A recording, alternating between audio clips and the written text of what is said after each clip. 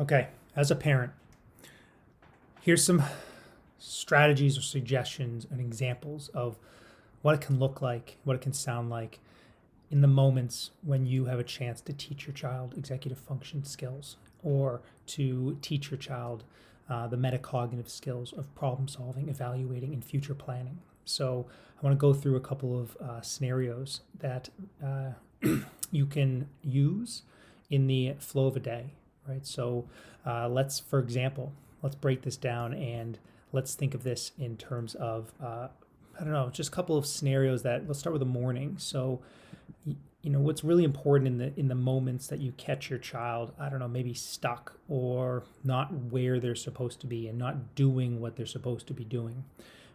Let's not chalk it up to laziness. Let's not chalk it up to defiance. Let's imagine that they really are really struggling with this. We'll call kind of this image, this picture around what they what they look like in the flow of a morning. So the spatial and temporal awareness around this future identity as I flow through the day can be really gray and not that clear. So let's say you've help your child build out a schedule and they have been an active part in that development. So they have this visual, maybe it's written in words, maybe there's a picture that represents the stages of a morning, the phases of a morning, the tasks of a morning, and maybe there's timestamps in there as well.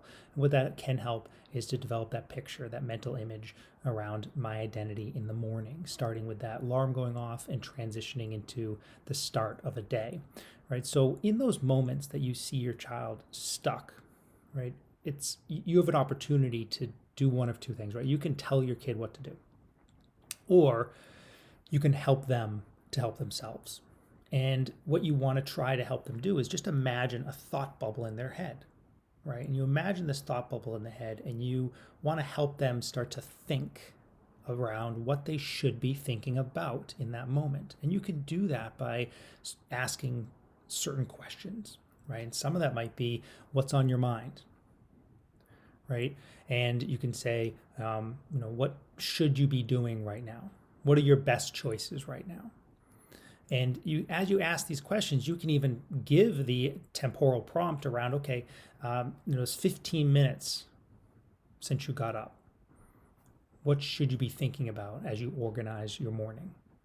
And in that, they're giving a chance to evaluate, right? And develop this internal language, this nonverbal language, ideally around the images of my morning.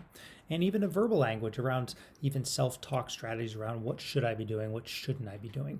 And what that does is creates a more deliberate intention around the tasks and the flow. And you know how hard it can be for kids to really get out the door quickly, right? They kind of act like there's not much to do and they have all the time in the world, right?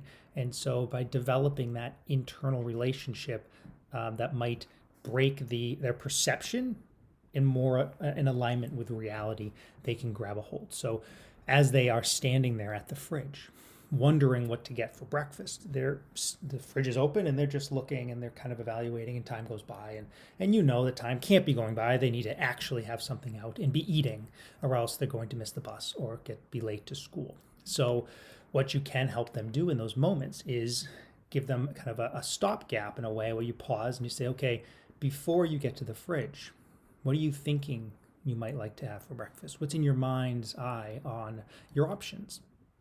So it's because you can imagine when they get to the fridge, they open it up and they don't really have this game plan. They just open up the fridge. And that can play out with all other scenarios, right? They don't really have a mental game plan. So as they're transitioning between getting up to shower to downstairs, you want to continue to teach them how to be forward thinking to what's next. And how am I transitioning? What am I thinking about as I go down that road of preparation in the mornings? As you try to stay proactive with this skill development process, meaning, don't wait for things to fall apart before you can initiate this type of thinking with your kiddo. If they're already stressed out and you're already in kind of a battleground or prompt dependency just to get out the door, let it go. But if you can be proactive in this kind of opportunities, then you can start to forecast potential problems with your kiddo, seeing that, for example, it's 10 minutes of 7. by 7 o'clock, you should have some certain things on your mind. So let's talk to me through what the next 20 minutes should look like.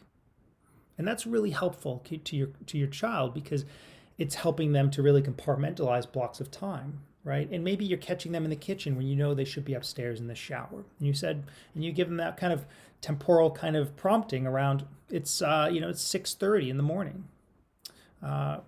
Where should you be right now? Oh, I should be showering. Okay. Or you could say it's 6:30. What's up?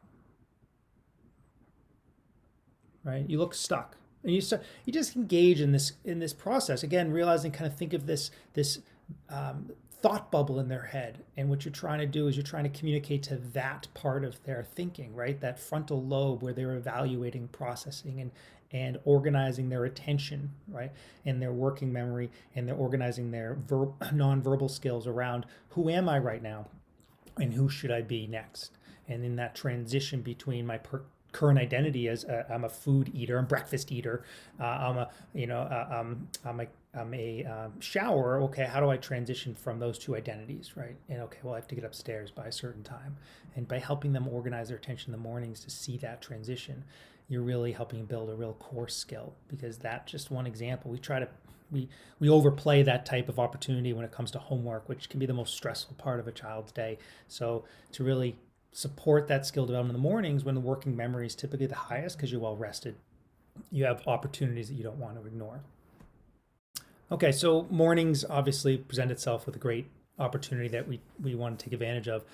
Then the stress of the day adds up. You're in COVID learning, you're doing Zoom calls, and there's a lot of opportunities there to help build that future picture, help problem solve future problems, to forecast what I'm supposed to look like as I go from math class to English class to science class. Even what ready looks like in terms of Zoom calls can all be very, very, very helpful.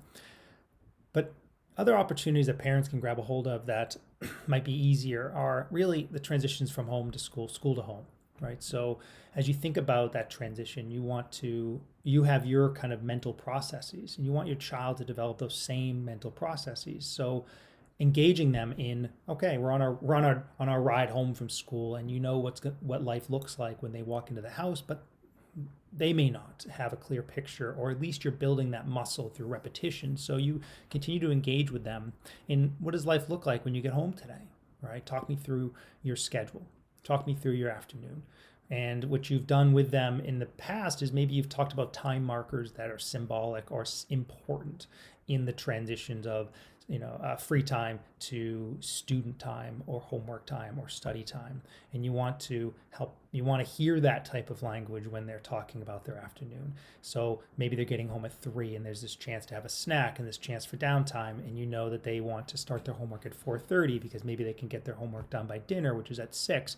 And as you help them develop that kind of schedule, you've done that physically, so it's on paper like we've said, and it's maybe there's a picture representing each task completed because that builds that episodic memory, but and then you create these opportunities, proactive positive interactions where you're forecasting and you're future planning in your child's mind what life looks like. Okay, so you sound like you have a good hold on what life looks like. What are some potential problems that might arise, or at least have come up in the past, but especially take yesterday, for example, that we want to make sure we are anticipating, right? So part of the game also is this, cognitive ability to anticipate future problems, so I can have a plan A and plan B as I look at solutions. So they're talking out. Maybe one of the problems was that I found myself stuck on the couch on my phone, and 4:30 came and went, and I was supposed to have started my homework at 4:30, so mom has to come and prompt me to go start my homework. And even though that's fine, I go and start my homework,